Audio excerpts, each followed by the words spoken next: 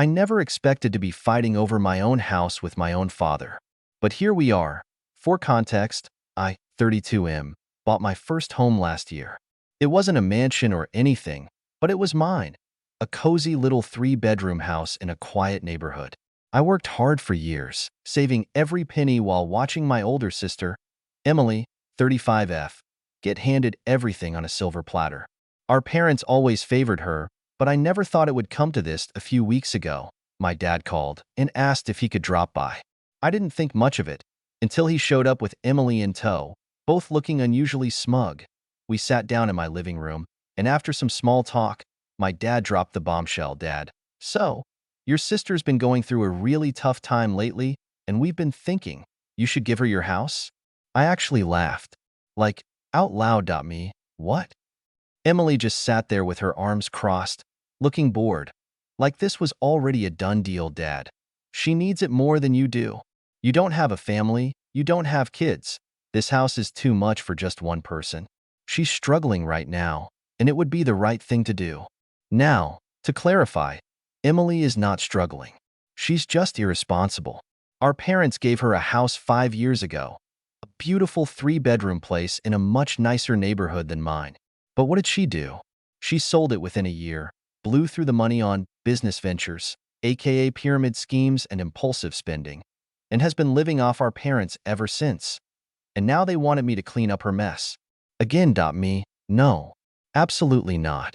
Dad's face turned red. Emily scoffed. Emily, ugh, I knew you'd be selfish about this.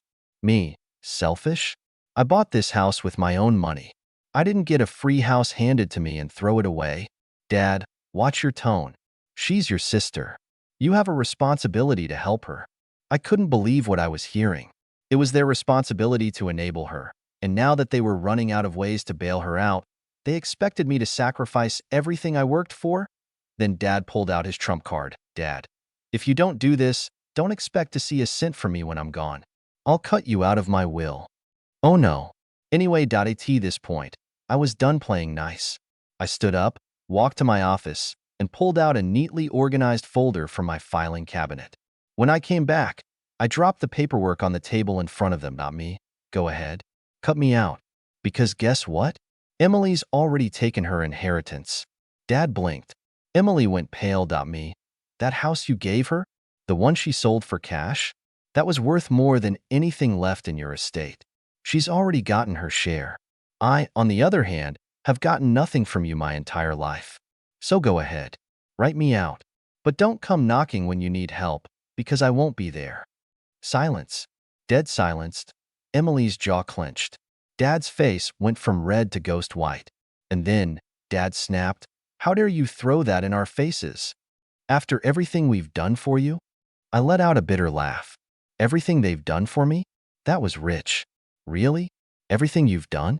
Because from where I'm standing, the only thing you've ever done is bend over backward for Emily while expecting me to just deal with it.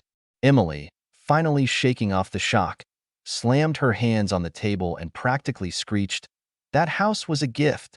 You can't put a price on family support. Then I told her, sure, but apparently you can put a price on mine. And it's exactly one house. Dad pointed a finger at me, voice low but furious. You ungrateful brat. You'd rather see your own sister homeless than help her out? Now, let's get one thing straight. Emily wasn't homeless. She had been living in our parents' guest house for free since she blew through the money from selling her house. She had no rent, no bills, and no responsibilities. Meanwhile, I had worked my ass off for everything I had. And now they wanted to rip it away from me because Emily didn't feel like being an adult. I shook my head. You know what? This conversation is over. I'm not giving her my house. And if you're going to cut me out of your will over this, go ahead. Because I don't need anything from you. I stood up, walked to the front door, and opened it. Now get out of my house. Dad's eyes widened like he couldn't believe I was actually kicking them out. You can't be serious. Dead serious. This is my house. And I'm done with both of you.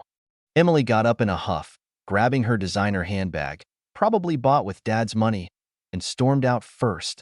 Dad hesitated for a moment, as if expecting me to back down. But when he saw that I wasn't budging, He finally muttered something about me being a disappointment and followed Emily out the door. I shut it behind them and locked it. I wish I could say that was the end of it, that they saw reason and left me alone. But no, the real war was just beginning. Because a few days later, I found out that Dad wasn't just cutting me out of the will, he was trying to take my house. A few days passed, and I thought that was the end of it, that I had finally shut the door, literally and figuratively, on my father and Emily's entitlement. I was wronged. IT started with a phone call from my realtor. "Hey, I just got a weird inquiry about your house. Someone claiming to be your father asked if the property title was in your name or still under family ownership." I nearly dropped my phone. Family ownership? What the hell was he talking about? I reassured my realtor that the house was 100% mine and hung up. But something felt off. Why would my dad, who had no financial stake in my home, be sniffing around like this? Then, that very night, I got a notification from my security cameras. Motion detected. Front door, and my stomach dropped. I pulled up the footage on my phone, and there they were, Emily and my dad, standing on my front porch.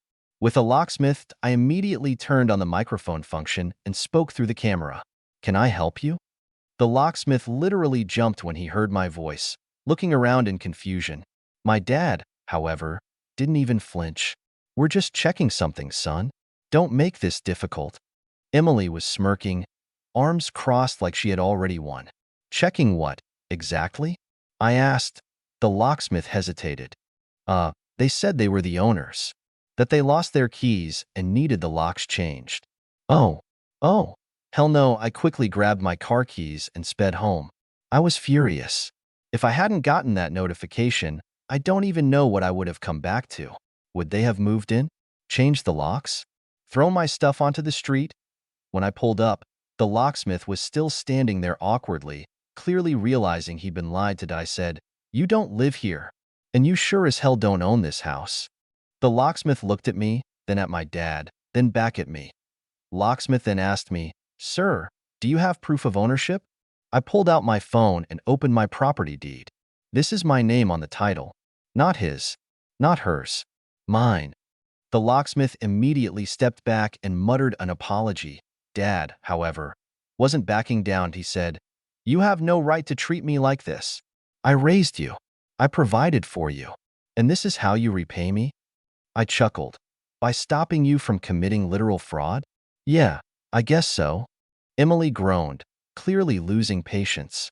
"Dad, let's just call the cops. He can't just kick us out of our own house."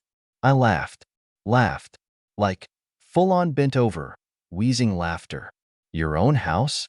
You really believe that?" She shrugged. "Dad said it's still technically the family's." And there it was. Their real plan. I'm my father, this man who spent my whole life favoring Emily, handing her everything while giving me nothing, actually thought he could just will my house into existence as family property. At this point, I was done being polite. That I said, "All right, let's call the cops." Dad and Emily froze. That I laughed. "Oh, what's wrong? I thought you wanted to call them.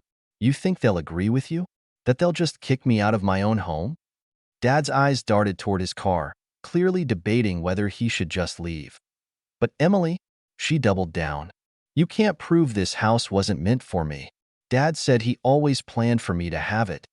"Oh, that was cute." I pulled out my phone, tapped a few times, and pulled up the emails from my bank. "Oh, really?" "Because according to my mortgage records, I took out a loan. And according to my closing documents, I signed the deed. And according to this wire transfer, I made the down payment." "Not you. Not Dad. Me." Emily's mouth snapped shut. I added, "So please, call the cops. I'd love for them to hear you try to explain how you're entitled to a house you have absolutely no legal connection to." Dad grabbed Emily's arm. "Let's go." Emily hesitated, but Dad yelled, "Now?" They stormed off, Emily seething, Dad muttering something under his breath. I stood there, arms crossed, watching them drive away. As their car disappeared down the street, I took a deep breath, trying to calm the rage boiling inside me. Then, I turned to the locksmith. He was already loading his tools into his truck, clearly eager to get the hell out of there. "Not so fast. Hey, We need to talk. He flinched but tried to play it cool. Look, man, I didn't know. You didn't know? That's your excuse? He sighed, rubbing the back of his neck. They told me it was a family home and that they'd lost their keys. It happens all the time. People get locked out. I cut him off. And you didn't think to check? No ID? No proof of ownership? Just some random guy saying, yeah, I totally own this place, and you're ready to start drilling? He had the nerve to look annoyed. Look, I don't need this. I didn't even start working yet. Oh, hell no. You showed up at my house. You pulled out your tools. You were about 5 seconds away from breaking in. He held up his hands. I get it. Okay? I should have asked for ID first. I took a step closer. Damn right you should have. If I hadn't caught you, you would have changed my locks for two people who were about to illegally move into my house. He sighed loudly, like he was the one being inconvenienced. Fine. I'll be more careful next time. Are we done? I narrowed my eyes. Not even close. Give me your business card. That got his attention. Why? Because I want the name of the company that almost helped my dad commit fraud. His jaw tightened. Come on, man. I didn't know. I was just doing my job. And your job requires verifying ownership before drilling into someone's door, right? Silenced, I held out my hand. The card.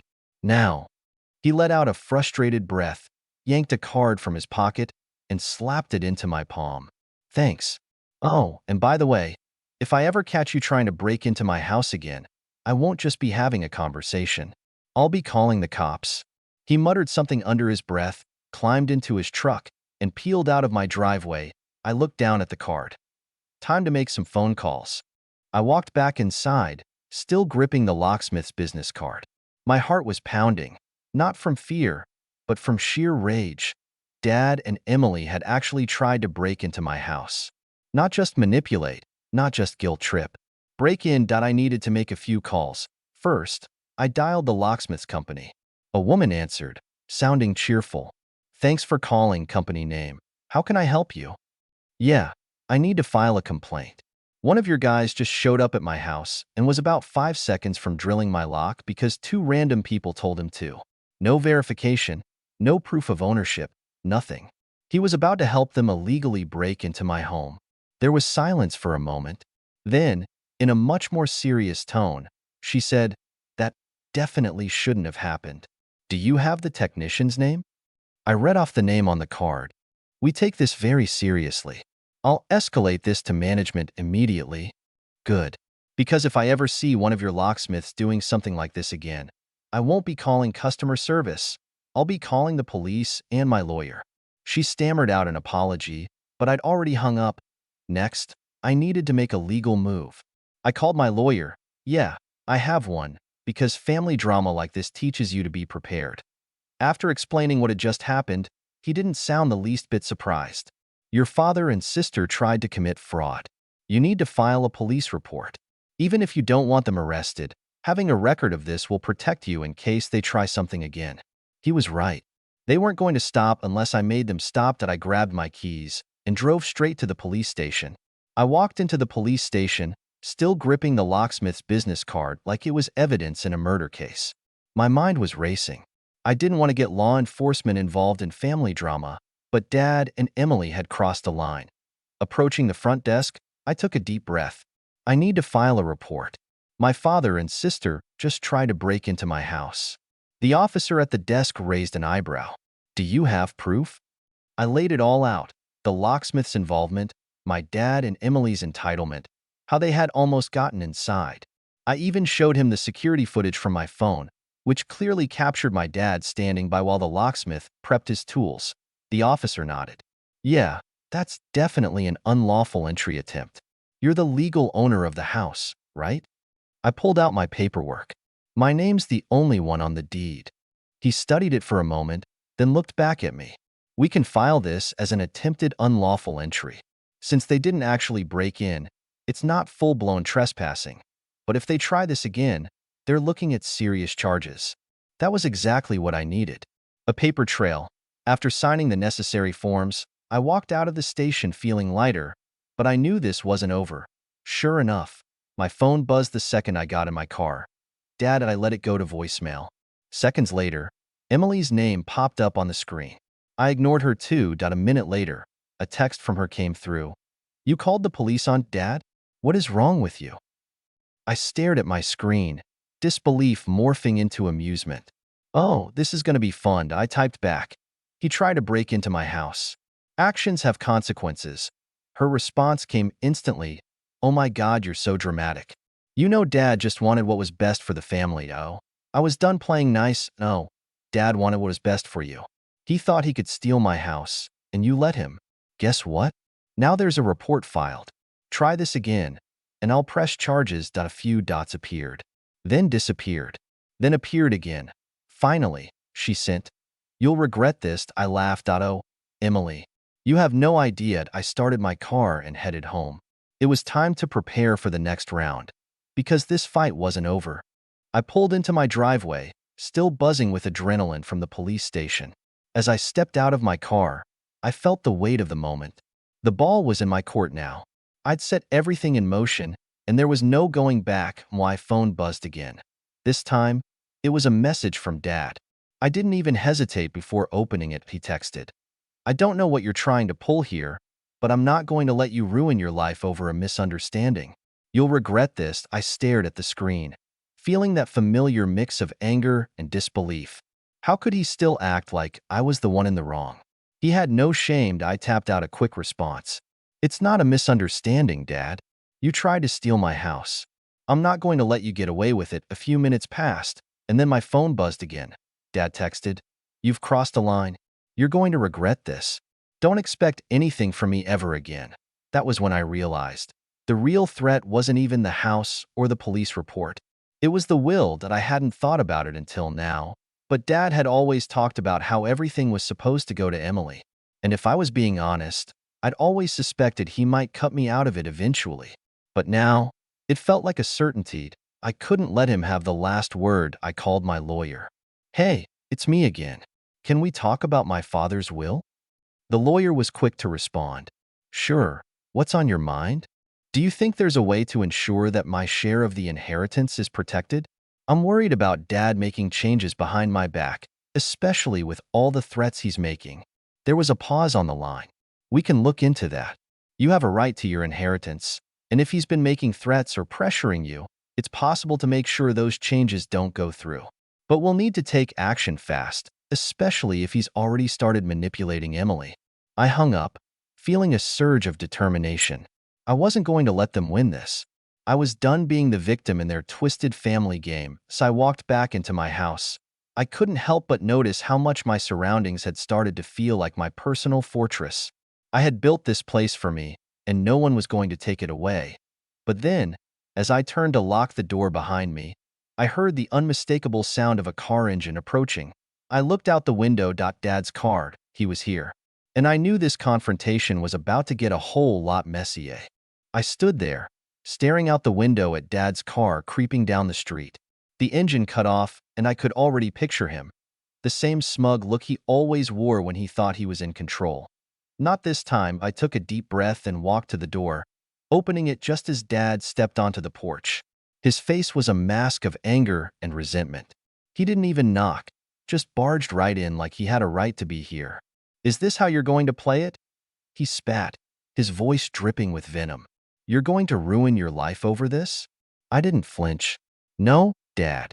I'm just making sure you can't ruin mine anymore. His eyes narrowed. What the hell are you talking about? I stepped closer, putting a few inches of distance between us. You've already tried to steal my house, tried to break in with Emily's help. But that's not all. I called the cops, filed a report. I've got proof. You can't keep getting away with this crap, and you're sure as hell not going to get your hands on this house. His face paled. You're just being dramatic. I'm your father. I'm entitled to some help from my kids. You lost that entitlement the second you tried to screw me over. And don't think I haven't figured out your game. I leaned in, voice low. You're going to try and change your will, right? Cut me out and leave everything to Emily. But guess what? He blinked, eyes wide with a mix of fear and confusion. I've already had a lawyer look into it. You don't get to play that game anymore. I smiled, a cold, vindictive smile. If you try to make any changes to your will now, I'll contest it.